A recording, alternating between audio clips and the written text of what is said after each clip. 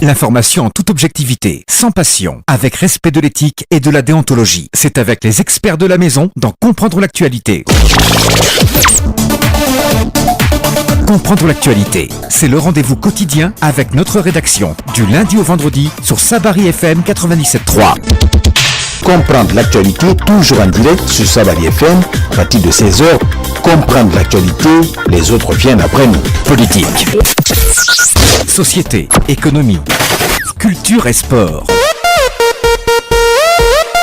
Toutes les questions y sont débattues avec sérieux. Comprendre l'actualité, fini vos interrogations. Lundi 15 octobre 2018, vous êtes bien sûr dans votre émission Comprendre l'actualité, émission que vous suivez tous les jours du lundi au vendredi quand il est 16h sur Sabari FM 97.3, mais aussi à Zéro-Corée, à travers Pacific FM, à Kindia, Kankan et Sigiring à travers notre relais 97.3.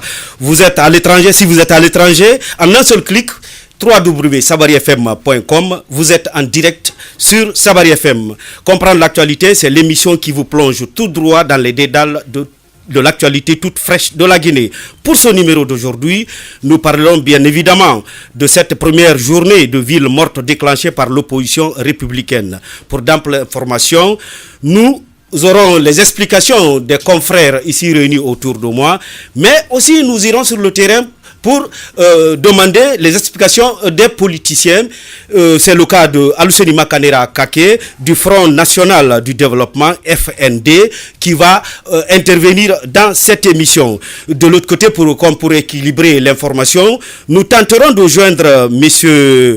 Sayon Mara de la cellule de communication du RPG Arc-en-Ciel. Installation des exécutifs communaux, nous en reparlerons dans la deuxième partie de cette émission. En effet, comme vous le savez, déjà, l'installation des responsables à la base a déjà commencé et c'est même terminé dans certaines localités. Mais ce n'est pas sans graissement dedans. Nous, ce soir, nous allons nous intéresser au cas particulier de Kindia où, selon notre confrère Mamadi Mara, actuellement, il y a des échauffourées entre certains militants et les forces de l'ordre. Comprendre l'actualité, bienvenue dans cet autre numéro. Fini les interrogations, fini les ondes d'ombre. L'actualité s'offre à vous quand vous en avez le droit. Elle n'a plus aucun secret pour vous, car nos experts tamisent les sujets qui font l'actualité du jour. Tous les matins, du lundi au vendredi sur Sabari FM, l'actu politique, économique, de la société, des sports et de la culture obéissent à votre compréhension. Vous avez dit les experts, dites aussi Sabari FM.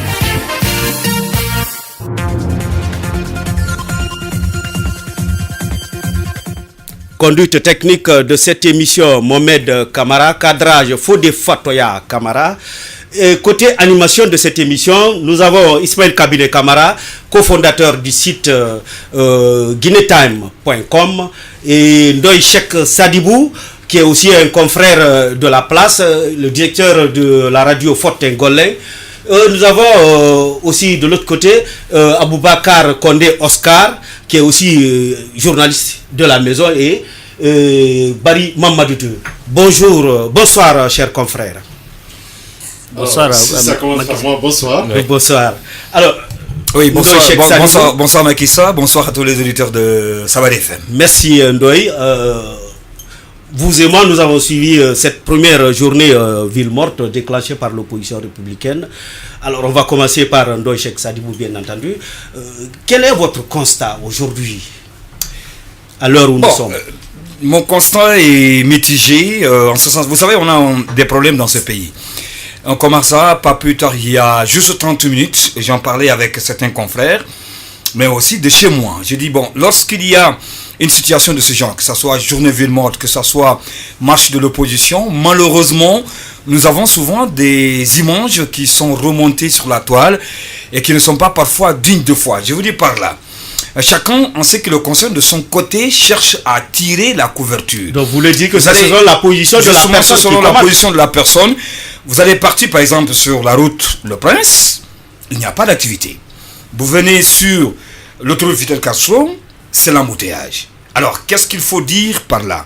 Le jugement. C'est vrai qu'il ne revient pas à un journaliste que nous sommes de faire jugement, Je n'ai pas à prendre à quelqu'un par rapport à ça. Mais, comme vous l'avez dit tout à l'heure, je pense que nous avons notre constat, l'œil du journaliste par rapport à la situation. Alors, je ne sais pas qu'est-ce qu'il faut dire par rapport à ce qui s'est passé aujourd'hui, cette journée ville morte. Mais vous conviendrez avec moi que nous sommes à une énième journée ville morte. Oui. Bon, à un moment donné, les citoyens commencent à se lasser. Alors, est-ce qu'il faut continuer à suivre des mouvements? Vous voulez dire que les gens n'ont pas observé? Bon, je ne dis pas. C'est pas moi qui vais dire que les gens ont observé ou non. Je dis bien le constat que moi j'ai fait personnellement. Sur la route Le Prince, il n'y a pas d'activité. Presque totalité des activités économiques, boutiques et magasins sont restés fermés. Mais lorsque vous partez sur l'autoroute, c'est l'embouteillage. Et là, ça se comprend parce que tout ce qui sont... Il y avait l'habitude de passer sur la route de presse. Mais la route de presse va de Kagbélé à Amdallah. Oui, naturellement, vous le savez autant que moi. Quand nous parlons de la route de presse, c'est à partir de Kagbélé, on parle de la cimenterie, on vient à Koza, Bambeto, jusqu'à Amdallah. C'est ça la route de presse. Alors, de l'autre côté, c'est l'embouteillage. Et ça se comprend, je voulais le dire tout à l'heure, parce que tout simplement, tous qui avaient l'habitude de passer sur la route de Prince vont rebrousser chemin pour aller... Ils sont rabattus sur les deux trajets. Alors, une situation mitigée. Par là, j'apprends aussi que c'est une avancée. C'est une avancée à partir du moment, il y a 2 ans, 3 ans, lorsque nous parlons de journée ville morte, tout de suite, vous allez comprendre la suite. Journée ville morte. Peut-être que je n'ai pas besoin de décortiquer ce que cela veut dire. Restez à la maison, vous qui adhérez à la cause, et allez-y, vaquez à vos affaires, vous qui n'êtes pas, n'est-ce pas, dans la vision, dans l'optique de ceux qui ont organisé, qui ont appelé à observer cette journée ville morte. Malheureusement, il y a des temps, ce n'était pas le cas. Aujourd'hui, force est de reconnaître qu'il y a une avancée quand même dans ce sens. C'est-à-dire que ceux qui sont censés vaquer à leurs préoccupations et qui ne s'inscrivent pas dans la logique de ceux qui ont appelé à observer journée ville morte, vaquent tranquillement à leur affaire. Pas tranquillement, tranquillement. Vous avez dit tout à l'heure qu'ils n'ont pas pu emprunter. Oui, ils n'ont pas pu. Le Prince. Oui, ils n'ont pas pu emprunter la route Le Prince. Même sur l'autoroute Fidel Castro, vous conviendrez avec moi, il y a 2 ans, 3 ans, c'était pas possible. Lorsqu'on dit qu'il y a journée ville morte, c'est la peur dans le ventre à la veille. Aujourd'hui même, le constat a été fait. À partir de 6h15, il y a l'embouteillage. Parce que tout simplement, les gens se disent, attendez, si je dois sortir pour aller au travail, puisque je ne m'inscris pas dans la logique de ceux qui ont appelé à observer une journée ville morte, alors je vais me précipiter pour aller très tôt, pour ne pas qu'il y ait des scènes de violence. Et le plus souvent, ces journées ville mortes, en dépit, justement, de cet empêchement de ces citoyens qui devraient vaquer à leur affaire, mais il y a aussi ces scènes de violence que nous avons connues dans les temps passés. Oui. Aujourd'hui, je dis une fois encore que c'est une avancée significative, d'autant plus que on a commencé à désamorcer petit à petit la situation.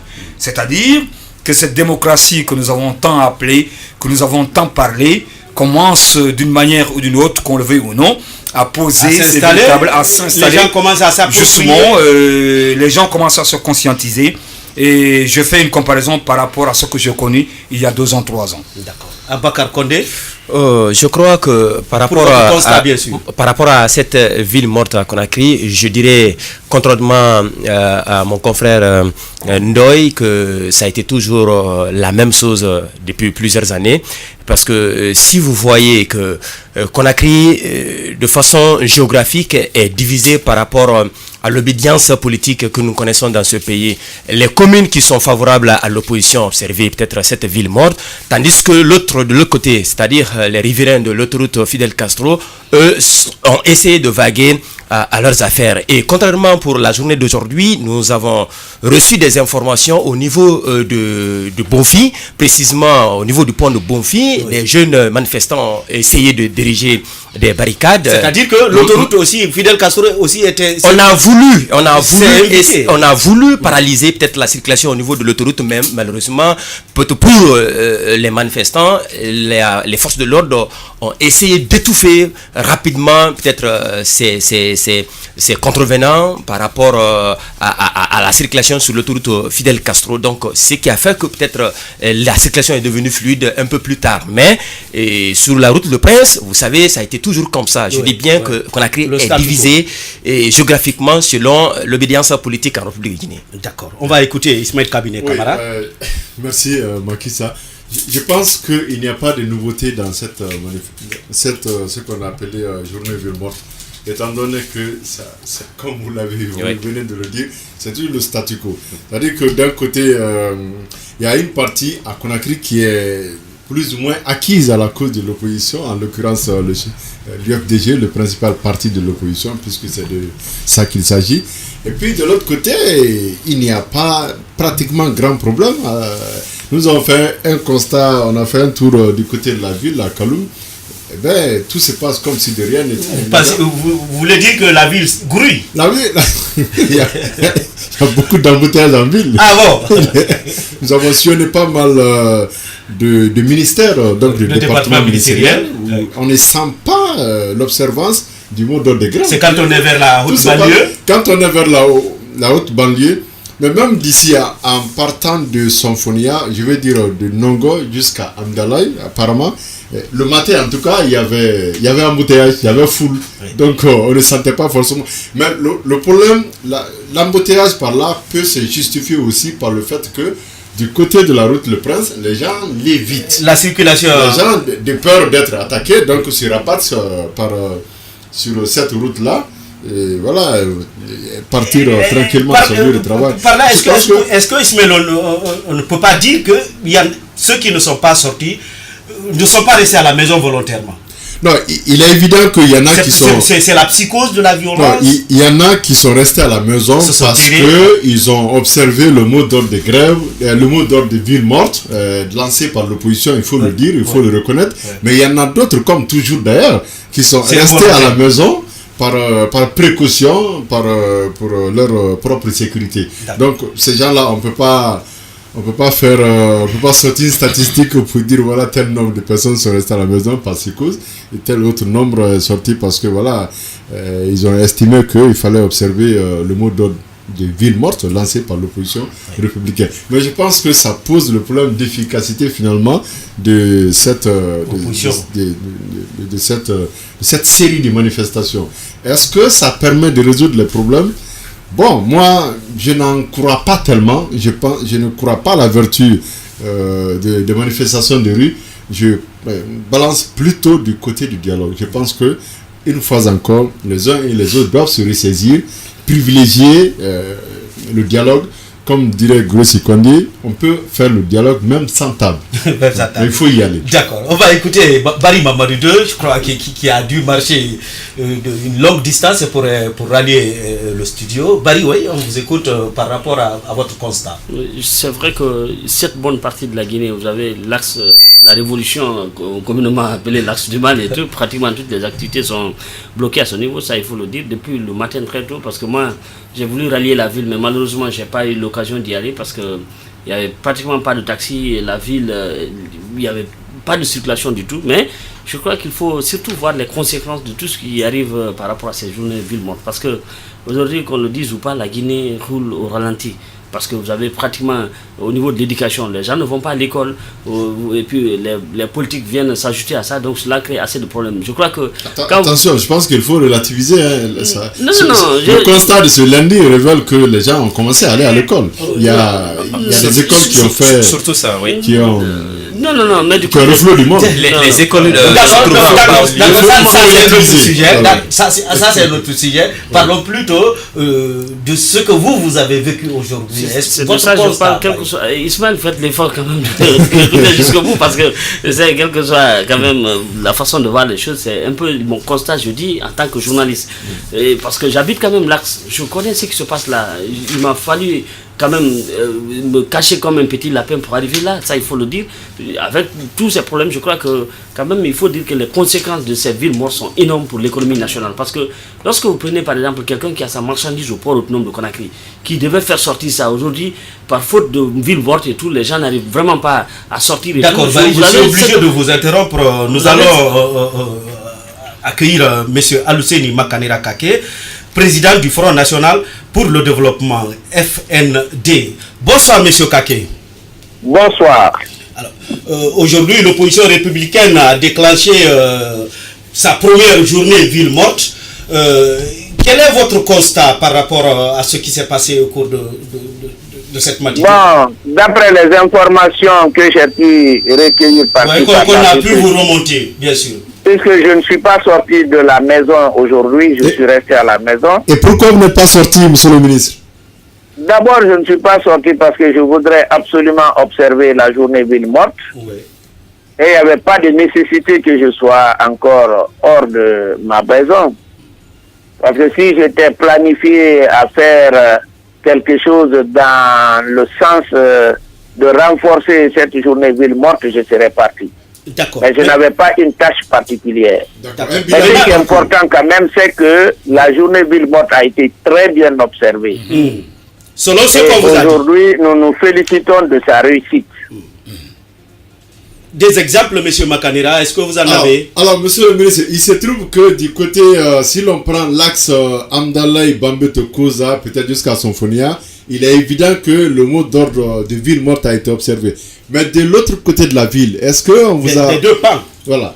Longo, l'autoroute Voilà. Fidel Castro. Voilà. Est-ce que votre mot d'ordre de ville morte a été observé partout à Conakry? À combien vous pouvez Ce estimer? que je peux vous rassurer, c'est que même vers l'autoroute, d'après mes informations, la journée ville morte a été observée. Et d'ailleurs, il paraît même les enfants ont barricadé à un certain moment la route. Donc nous avons été aidés par la circonstance, le fait que les enfants n'étudient pas. La grève des enseignants a entraîné beaucoup de personnes dans le sens de paralyser les activités aujourd'hui. Alors, mais quoi qu'il arrive, monsieur le ministre, on n'a pas la prétention de dire... Vous semblez vous réjouir du fait qu'on ait barré la route, c'est ça la ville morte? Mais ça empêche les gens d'aller. Oui. Donc ceux qui ne sont pas... Parce que la ville morte, c'est... Ce sont des scènes de de violence. faire en sorte qu'il y ait moins d'activités. Oui, mais ça Donc si ressemble les à des routes scènes sont de violence. barrées, il n'y a pas d'activité. Qu'on soit maintenant, qu'on le fasse librement ou qu'on est contraint de le faire, mais c'est que le résultat est le même. Monsieur le ministre, vous parlez de la grève des enseignants, c'est comme s'il y avait un deal qui avait été préétabli entre l'opposition républicaine et le syndicat des enseignants. Non, il n'y a pas un deal. Mais vous savez, l'impérium est au-dessus du dominium. C'est-à-dire la politique est au-dessus de tout. Donc, nous, c'est un des segments de nos revendications que les enseignants sont en train de faire aujourd'hui. C'est pourquoi les enseignants bénéficient de notre soutien total et nous pensons même que c'est légitime. Malheureusement, on n'a pas pris le temps, vous et nous, à étudier très bien le budget, parce que lorsqu'on étudie très bien ce budget, on voit qu'il y a une possibilité d'améliorer conséquemment et substantiellement le salaire de tous les fonctionnaires guinéens, et particulièrement ceux des enseignants. Donc nous estimons que vraiment c'est normal que les enseignants réclament. Et par contre, nous sommes opposés de la manière cavalière dont le gouvernement est en train de régler cette question. Je voudrais rappeler aux membres du gouvernement qui représentent l'autorité exécutive. Et l'autorité exécutive est chargée d'appliquer les lois votées par l'Assemblée nationale et les décisions de justice. Par contre, le budget de la Guinée ne les appartient pas, c'est pas pour eux. S'ils répartissent, les gens ne sont pas d'accord, ils sont obligés de se retrouver encore autour de la table et discuter avec les propriétaires de cet argent. D'accord, une autre question, Abakar. Monsieur le ministre, ma question est de savoir quelle est la particularité de cette énième ville morte que l'opposition républicaine vient de décréter encore par rapport aux autres précédentes, quand on sait que ça a été toujours la même chose. Et n'oubliez pas, quand on parle de ville morte aussi dans ce pays, il y a toujours des pagailles, et déjà le chef du gouvernement, là, à l'écouter dans un média de la place, montre ses muscles déjà contre tous les fauteurs de troubles. Vraiment, je suis d'accord avec lui. S'il pouvait montrer ses muscles contre tous les fauteurs de troubles, il n'y aurait ni ville morte, ni marche, ni élection volée, ni détournement de l'argent, ni un salaire médiocre pour les gens. Mais malheureusement, dès qu'on dit contre les fauteurs de troubles, on pense seulement aux militants de l'opposition. C'est pas ça. Les premiers fauteurs de troubles, c'est ceux qui détournent l'argent public. C'est ceux qui empêchent les fonctionnaires de bien travailler. Je vais vous donner un petit exemple. Quand vous prenez le budget de la présidence de la République, la masse salariale là-bas est environ 276 milliards. Quand vous divisez par un salaire moyen de l'ordre de 1 500 000. Vous avez 2350 travailleurs à la présidence de la République. Allez là-bas si vous allez trouver même 200 fonctionnaires. Alors, monsieur le ministre, des troupes, c'est ceux qui prennent l'argent là et mettent dans leur poche pour contraindre les enseignants d'enseigner sans avoir un salaire conséquent. Monsieur le ministre, que comptez-vous obtenir au-delà, après toutes ces marches et villes mortes à Conakry et toute l'étendue du territoire, surtout... Nous, on a des revendications claires qui ne varient pas. Premièrement, nous voulons un état de droit qui respecte la loi dans notre pays. Celui qui dit qu'il respecte la loi veut dire la bonne gouvernance, lutte contre l'impunité, l'organisation de bonnes élections transparentes et crédibles. Voilà ce que nous demandons. Et on ne changera pas ces objectifs qui nous sont fixés. Peut-être la stratégie peut varier, mais l'objectif reste le même. D'accord. Donc vous dites quelle est la particularité de cette énième ville morte. Je vous dis, elle n'a pas une particularité... elle n'a pas une particularité par rapport aux autres villes mortes. Mais ce qui est important, c'est que sans ces villes mortes et marches, on ne serait pas aujourd'hui avec une assemblée nationale, on n'aurait pas pu élire les conseils communaux parce que vous savez, l'État ne l'a pas fait parce que le gouvernement même si à ce niveau, la mouvance et l'opposition ont encore des problèmes. Mais quoi qu'il arrive, il y a des maires quand même qui ont été élus librement, il y a des maires que le peuple, que le gouvernement veut imposer. Et c'est ça que nous ne voulons pas. Mais par contre, il y a certains vraiment, il n'y a pas de problème parce qu'ils ont été élus dans la règle de la... de ville morte. Est-ce que vous ne pensez pas que c'est trop à supporter pour cette population qui est vraiment dans presque la lassitude maintenant? Oui, vous savez ce que vous dites là, c'est lorsqu'on prend et on ne prend pas tous les paramètres. On pense que les marches et les villes mortes sont de trop. Mais est-ce que vous pensez si on laisse un pays sans loi dans une pagaille totale, quel sera le résultat? Vous avez un pays où l'État a démissionné. Vous avez vu ce qui s'est passé là-bas, la guerre civile. Nous, ce que nous faisons aujourd'hui, c'est de faire revivre l'État. C'est de faire en sorte qu'il y ait la justice. Parce que s'il y a la justice, il y aura la paix. Mais si l'injustice atteint un niveau, on ne parlera plus de villes mortes. On ne parlera plus de marche. On va parler de l'affrontement généralisé et en ce moment, ça sera la pagaille. D'accord. Une autre question avec Ismaël Kabila Camara. Peut-être la dernière question, monsieur le ministre. Est-ce que vous avez les échos de ce qui se passe du côté de Kindia? J'ai pas compris. Est-ce que vous avez les échos de ce qui se passe à Kindia actuellement par rapport à l'installation des exécutifs locaux? Bon, oui, j'ai pu effectivement lire dans les réseaux sociaux. Mais je n'ai pas suffisamment d'éléments d'appréciation. Mais quoi qu'il arrive, il faudrait bien que les accords soient respectés. D'accord. Si les accords ne sont pas respectés, nous allons nous opposer à celui qui sera choisi sans tenir compte de l'accord. Soyez un peu plus explicite pour nos auditeurs, monsieur le ministre. Il faut que les accords soient respectés. Je suis clair et très explicite. Nous exigeons l'application des accords du 8. Si ces accords ne sont pas appliqués et respectés, nous ne serons pas d'accord avec le résultat qui sortira de l'île. D'accord. Merci, monsieur Aluseni Makanera Kake, d'être intervenu dans cette émission. Le plaisir est partagé. D'accord. Je rappelle qu'on était avec Aluseni Makanera Kake, il est le président du Front National pour le Développement, FND. Alors, nous venons d'écouter monsieur Kake, des commentaires. Voilà, oui, Barry Mamadou. Vous savez, moi j'étais en train de dire les conséquences un peu de cette grève et les villes mortes que ce pays est en train d'arrêter, parce qu'une journée non-travail, même si c'est à moitié, ça a des conséquences énormes pour le pays. Mais vous savez, ce qui arrive aujourd'hui, c'est que la propension à épargner des Guinéens est très faible. Quand vous dites à un Guinéen de rester 2, 3 jours, 4 jours à la maison sans aller au boulot, tout, alors que c'est quelqu'un... Justement, donc c'est ce qui fait que pratiquement la politique menée aujourd'hui par l'opposition républicaine, tous les jours, ville morte, grève et manifestations, je crois que ça ne peut pas trop prospérer.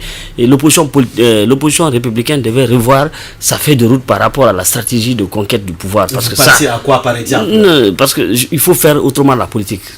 franchement, les Guinéens sont très fatigués. Vous pensez qu'on a trop fait, qu'on a trop observé de villes mortes? C'est un sacrifice énorme que en tout cas, les militaires vient de dire que si aujourd'hui on a une assemblée nationale, on a tenu les élections communales, c'est parce que quelque part l'opposition a marché et elle a observé, elle a déclenché des opérations villes mortes. Ça, c'est inhérent à la démocratie. Ce qui se passe, c'est tout à fait normal dans tous les pays où on parle de démocratie. Il y a des journées villes mortes, il y a des manifestations, il y a des grèves. C'est comme ça aussi. Gérer le pouvoir, c'est comme ça. Mais je crois que l'opposition, une fois encore, doit revoir sa façon vraiment de conquérir le pouvoir. Parce que les journées villes mortes ont certes une conséquence énorme pour l'État, parce que l'État peine beaucoup à avoir des recettes. L'argent, en tout cas, ça va être à côté. L'État va perdre beaucoup d'argent. Voilà, mais en contrepartie, les militants, en tout cas ce peuple, ne fait que trop souffrir parce que c'est un peuple qui vit du jour au jour. Oui. Bon, par rapport bien sûr à l'intervention de M. Makanera. Je vais peut-être un petit peu aborder dans le même sens que mon confrère. Je pense qu'il va falloir que l'opposition change de stratégie.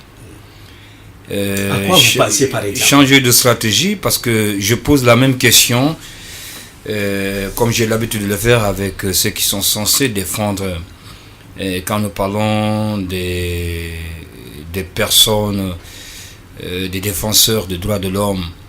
J'ai toujours dit, vous avez toujours démontré des stratégies, mais pour la défense des droits de l'homme, des droits humains, mais toujours nous assistons à des scènes de violation grave des droits de l'homme, des droits humains.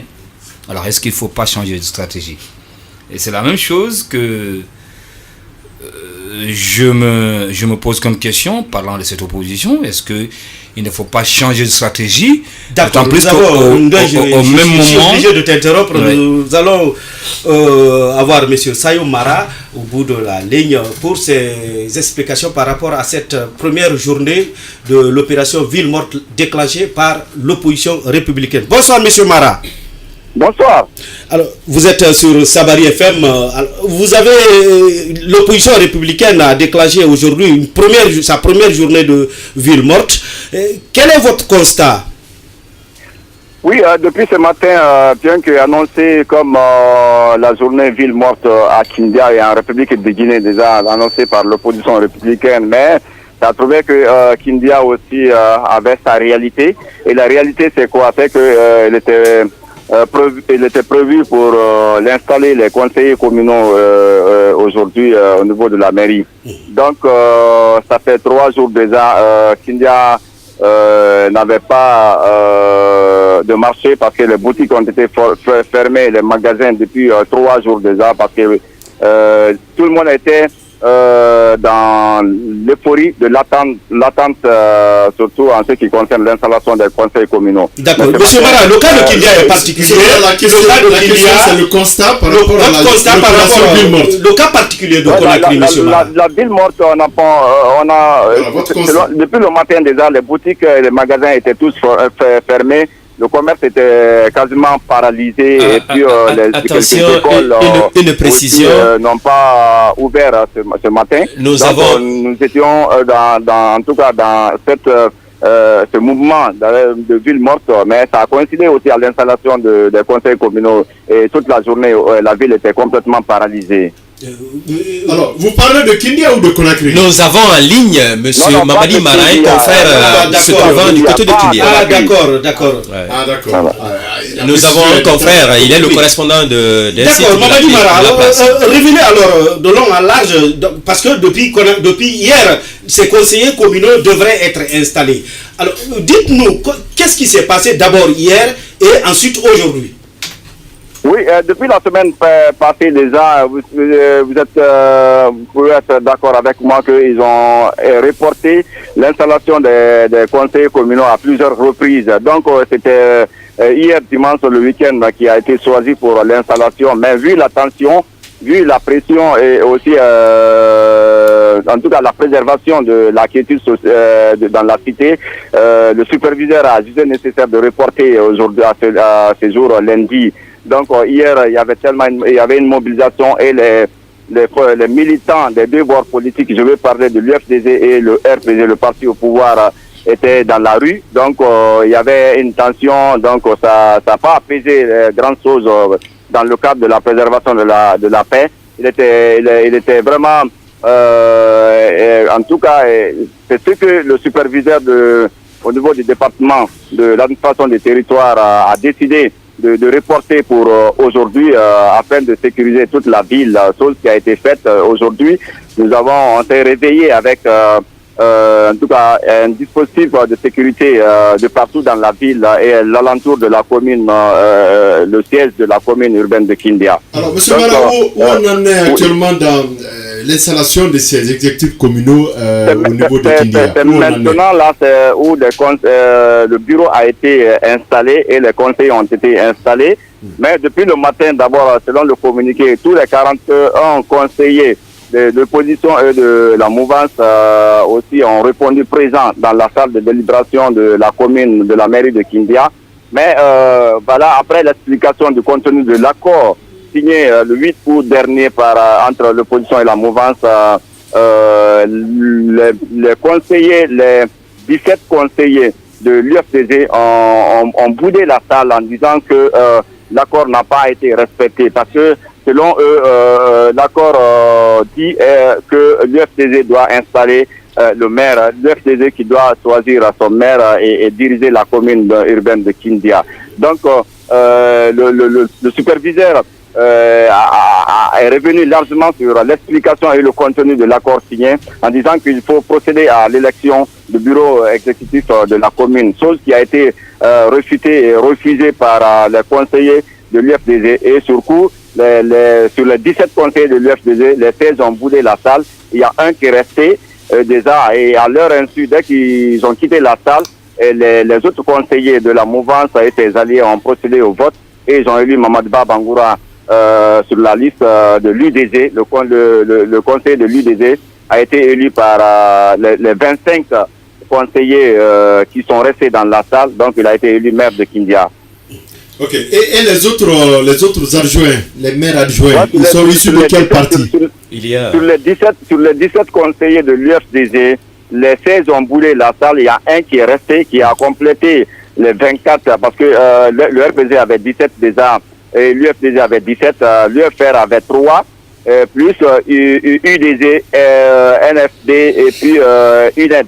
Donc ça a complété, c'était les 24 qui sont restés, plus le seul conseiller qui a fait défection à la dernière minute de l'UFDG a complété la liste à 25 et les 25 ont voté et le candidat de l'UDG de l'opposition a été élu comme maire de la commune et les 4 autres vice-maires. Il paraît qu'il y avait des échauffourées à Kindia. Est-ce que en ce moment vous pouvez nous rassurer que l'ordre est revenu? Le calme est revenu dans la cité. Je n'ai pas bien compris. Est-ce que l'ordre est revenu à Kindia? Non, c'est à leur sortie, les conseils de l'UFDG, parce que depuis le matin, les militants de deux bords politiques étaient mobilisés, massivement mobilisés, donc ils attendaient déjà au niveau du centre-ville, donc les militants de l'UFDG fortement mobilisés attendaient les conseillers. Dès que les conseillers sont venus pour s'adresser aux militants en disant qu'ils ont boycotté parce qu'il a été demandé qu'il y ait un vote à l'interne, c'est là où tout a été mal compris. Donc les militants sur coup, très en colère, ont commencé à jeter les pierres et ça a créé vraiment de la tension. Et finalement, il y a eu un affrontement entre les militants de l'UFDG et les forces de l'ordre. Jusqu'à présent, il y a eu des blessés parce que aujourd'hui, à l'heure où je vous parle comme ça, il y a plus d'une quarantaine de personnes blessées sont admises au niveau de l'hôpital, à l'urgence de l'hôpital régional. Et aussi, il y a eu plus d'une trentaine de personnes, de militants, de jeunes ont été interpellés. Et voilà, et actuellement, à l'heure où je vous parle, il y a un affrontement au niveau entre les forces et les militants au quartier Wundima où se trouve la résidence du candidat de l'UFDG Ablaïba. Voilà. Maintenant, là, est-ce qu'on peut dire que la page Ablaïba de l'UFDG est tournée à Kindia? En tout cas, pour le moment, les conseillers élus installés sont reçus maintenant par le gouverneur et le préfet. Nous sommes à la résidence maintenant, là, ils sont en train de prendre des dispositions afin de passer à l'offensive, c'est-à-dire la sensibilisation. En tout cas, ce qui est visible sur le terrain, on peut dire que la passe de Abdoulaye Ba est tournée à partir d'aujourd'hui à Kindia, à moins que on ne sait pas trop ce qui va arriver demain, parce que les militants ne se désarment pas. Je sais que il y a une tension dans la cité, mais attendons de voir demain ou après ce qui va se passer par rapport à ça. Oui, Mara, les gens sont partis pour être reçus par le gouverneur. Et quelle a été la suite pour les conseillers de l'UFDG qui avaient boudé la salle? Aucune réaction pour le moment, mais en attendant, avant de partir, ils ont fait des déclarations à la presse locale qui était déjà placée en tout cas à la devanture de la commune, parce qu'il y avait... Pour dire quoi, Mamadi Mara? Oui, allô? Qu'est-ce qu'ils ont dit en substance? Actuellement, puisque l'honorable Fodé Oussou de l'UFDG était déjà présent dans la salle, donc il a demandé, il a expliqué à la presse qu'ils ne vont pas se laisser faire parce qu'il y a une violation de l'accord signé entre les deux parties. Donc ils vont user tous les moyens pour en tout cas répliquer dans les jours qui vont suivre. Oui. Merci Mamadi Mara pour toutes ces explications. Merci beaucoup et bonne émission. Merci du côté de Kindia. Chers confrères, vous venez d'écouter Mamadi Mara avec toutes ces explications qu'il a données. On peut estimer que Kindia a désormais son maire. Tout est fini. Oui, naturellement. Du moins, c'est officiellement. Officiellement. Oui. Maintenant, on attend de voir les jours prochains ce que ça va donner parce que vous avez vu que dans l'accord, quand même, il n'est pas dit que le RPG devait désigner le candidat de l'UFDG. Dans l'accord, c'est ce qu'il n'a pas fait aussi le RPG. Voilà, le RPG se désiste au profit du candidat de l'opposition. C'est ce qui a été dit. Maintenant, le candidat de l'opposition, c'est très vague. Ce n'est pas que l'UFDG qui est de l'opposition. Il y a d'autres partis. Je pense que c'est la presse. Vous voulez dire que dans cet accord-là, il y avait des pièges alors? Absolument. Je pense. Moi, je pense qu'il y avait des pièges parce que on n'a pas dit UFDG. On a dit opposition. Oui. Or, il y a d'autres partis qui se réclament de l'opposition, comme le parti de l'UDG qui a réussi à faire élire son candidat là. Je crois que l'opposition est tombée sur son propre piège, dans la mesure où peut-être à la signature de ces accords, il y a eu des voix qui sont levées pour vraiment contester ces accords-là entre la société civile et certains partis de M. Faya, même en fin de compte, il a aussi accepté à la dernière minute M. Faya du BL. Donc, imaginez-vous les statistiques que Mamadi Mara vient de donner. Quand les 17 conseillers de l'UFDG ont décidé de boycotter peut-être cette élection aujourd'hui, l'installation aujourd'hui, dans les 17, il y a au moins un qui est resté.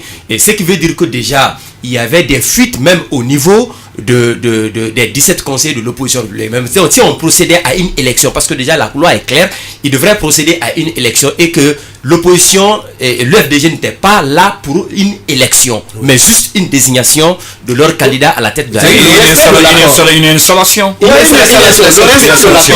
pense qu'à la décharge du chef de file de l'opposition, je peux comprendre par exemple qu'il s'est posé en rassembleur, en privilégiant l'opposition au profit de son parti. Puisque, étant chef de file de l'opposition, en négociant les accords, je pense qu'il a pensé, il a envoyé un clin d'œil. En oubliant qu'il pouvait perdre l'opposition républicaine. C'est la raison peut-être pour laquelle il n'a pas voulu faire une fixation pour son propre parti. Et il a dit opposition. Et quand on revient sur les explications données tout à l'heure par Mamadi Mara, il a dit tout à l'heure que tous les conseillers la salle, sauf un qui est resté. Alors, ce un-là, comment on peut le qualifier? Vous savez, s'il vous plaît, par rapport à ces accords, une fois encore, moi je crois que ces accords, une fois, devaient se passer à la base. C'est-à-dire c'est à Kindia où on devait vraiment se réunir pour dire attention, ici le candidat du RPG est prêt pour voter pour celui de l'UFDG, ainsi de suite, sans que les décisions ne soient parachutées à partir je crois au niveau même du siège ici, il y a une communication officielle du RPG qui avait dit qu'il faut voter pour le candidat de l'UFDG. C'est pas le cas. Je crois que le RPG, comme le RPG a toujours pris de l'avance sur le plan politique dans ce pays, c'est par rapport à ça, ils ont pratiquement roulé tout le monde dans la farine. Est-ce que du côté de Doupourou là-bas, c'est ce qui s'est passé. Du côté de Kolabounyou, en tout cas de Bokeh Centre, c'est ce qui se passe. Le RPG a pris l'habitude de ne pas respecter ses engagements. Et puisque à l'UFDG, en tout cas dans d'autres formations politiques, les gens sont assez naïfs. Sinon, on devait tout faire pour que Kindia et Dubreka avaient le même destin. C'est-à-dire le jour où ça devait se passer à Kindia, c'est ce jour qu'on devait aussi installer le maire de Kindia. Mais puisque en réalité le RPG, parce qu'il y a eu décalage. Tout à fait, parce qu'il y a eu décalage et tout, les gens ont cru à leurs paroles et tout, alors que le RPG clignote à gauche et puis il va à droite. C'est toujours comme ça. Et je crois que c'est une très bonne leçon parce que la démocratie à la base devait être vraiment respectée. On devait tout faire pour que les accords se passent à la base, pas au niveau du sommet. C'est-à-dire que le RPG, les Damaro et Selou se retrouvent ici pour dire attention à Diray, il faut qu'on soit d'accord et ainsi de suite. Mais au village là-bas, est-ce que les gens peuvent être d'accord? Une fois encore, revenons à la démocratie. La démocratie à la base est complètement faussée dans ce pays parce qu'on devait... Je rappelle d'abord que la plupart des formations politiques ici, que ce soit le RPG, si vous voyez aujourd'hui l'installation des conseils communautaires d'avenir dans ce pays, c'est parce qu'il y a eu une confusion totale. On a présenté des listes, on n'a pas choisi des têtes de liste, c'est ce qui fait qu'il y a des grincements dedans, même dans le RPG, il y a des querelles intestines à l'interne. Et ça, c'est une violation.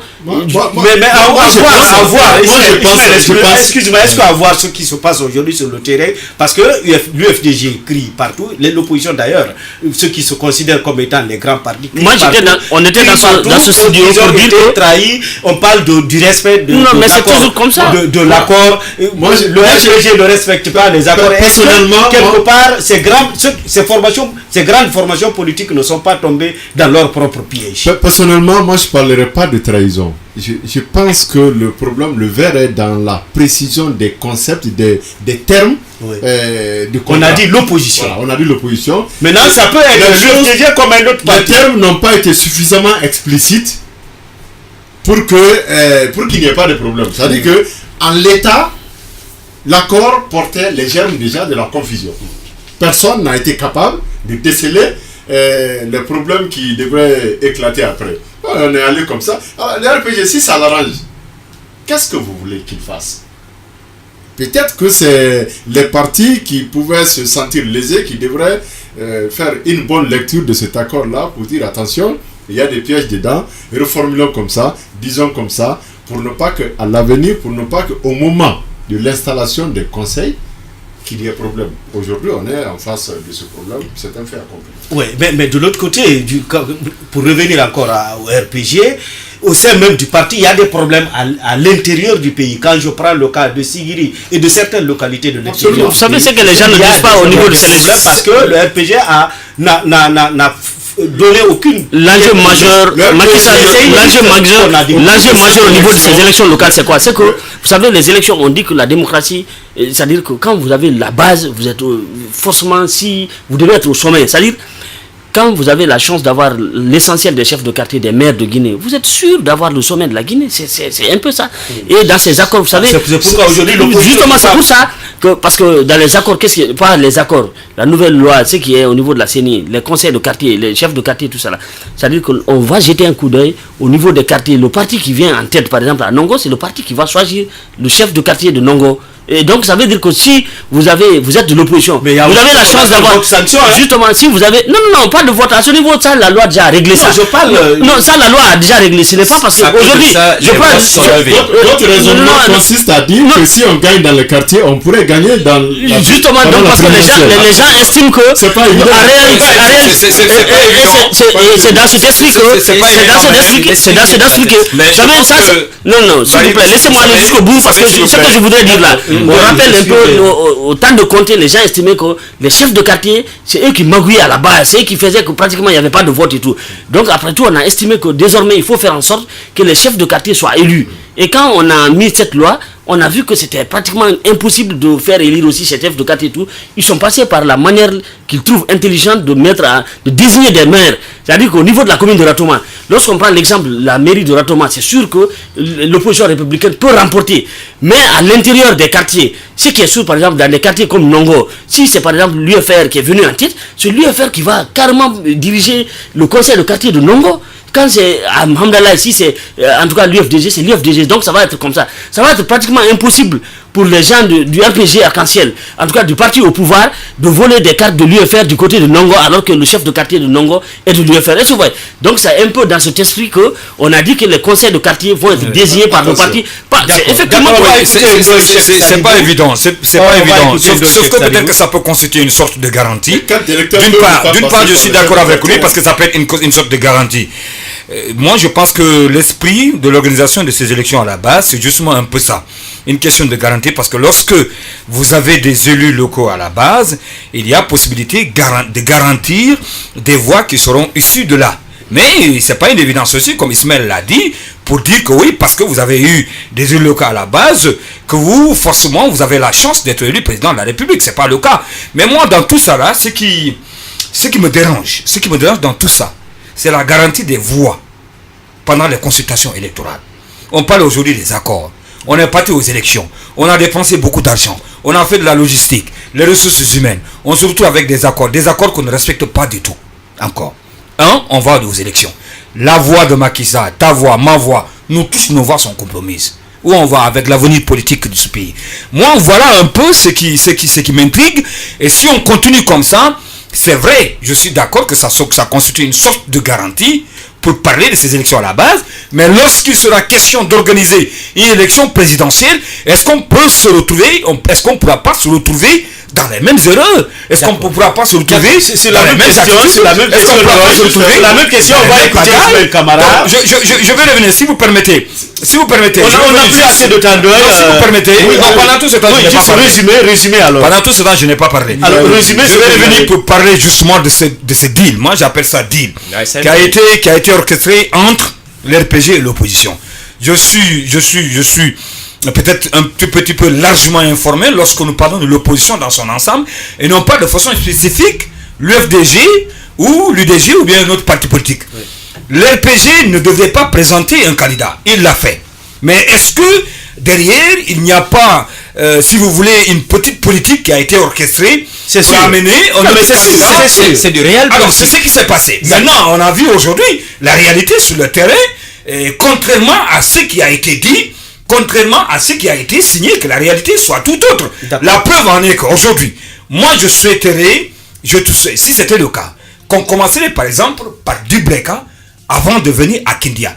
Est-ce que le scénario que nous avons vécu à Kindia, ça allait être le cas? D'accord, je ne pense pas. C'est la même question on va écouter Ismaël. Permettez que je place ce mot-là. Oui. Moi je pense que si on était allé directement à l'installation des exécutifs locaux, après la proclamation officielle et définitive de la CENI, on aurait eu moins de dégâts.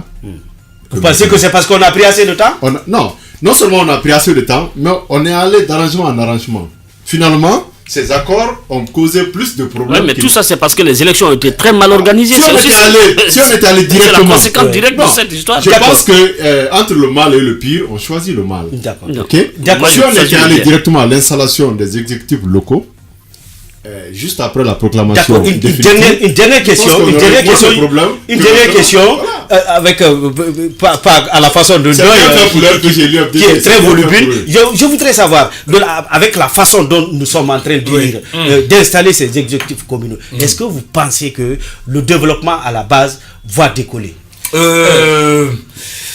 Nous aurons toujours. Vous savez. Un peu de mots, on n'est plus pas le ça ne sera pas possible. Vous savez pourquoi? Ouais. Parce que tout est centré de l'autre côté. Ouais. Parce que quand il est question de développer quelque chose à la base, et il faut appeler le pouvoir central pour donner son avis par rapport à la chose. On peut pas. Justement, on a un problème par rapport à cette politique de décentralisation. Voilà, ça ne pourra pas marcher. Ismaël Camara, je pense que le développement à la base est toujours possible. Oui. Il faut simplement que les choses. Mais quand la communauté n'a pas à la tête de décentralisation effective. Si elle n'est pas effective, quand on fait les élections, on fait forcément, ou on devrait faire forcément les mesures d'accompagnement. C'est-à-dire qu'on devrait décentraliser les ressources qui permettent au conseil des quartiers de faire face aux enjeux locaux. Et effectivement, c'est ce qui se passe moi, je dirais, avant de penser peut-être au développement au niveau de la base, d'abord, est-ce que déjà nous sommes à une phase où on pourra s'en passer à toutes ces crises? Je dis non, je dirais non, parce que déjà, il y aura des tiraillements.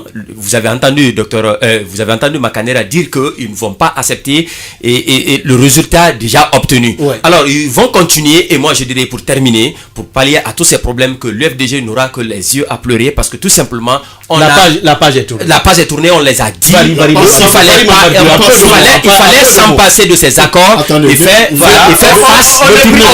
Ne tournez pas aussi facilement que ça la page. Ne tournez pas aussi facilement la page. Mais le pouvoir ne fait pas de l'année 2018 est une année cruciale pour la Guinée, parce que pour ceux-là qui savent quand même lire les signaux, ils savent que cette année, ça va beaucoup chauffer. Mais Kindia a été une école en matière de développement. Rappelez-vous de M. Mamadou Dramé, qui a fait des accords, qui a fait lier la mairie de Kindia à celle de la France et tout. Donc je crois qu'il a réussi à faire des choses extraordinaires. Et le développement à la base, c'est effectivement ça. Ouais. Ça s'initie à la base. Les maires ont la responsabilité de gérer leur localité.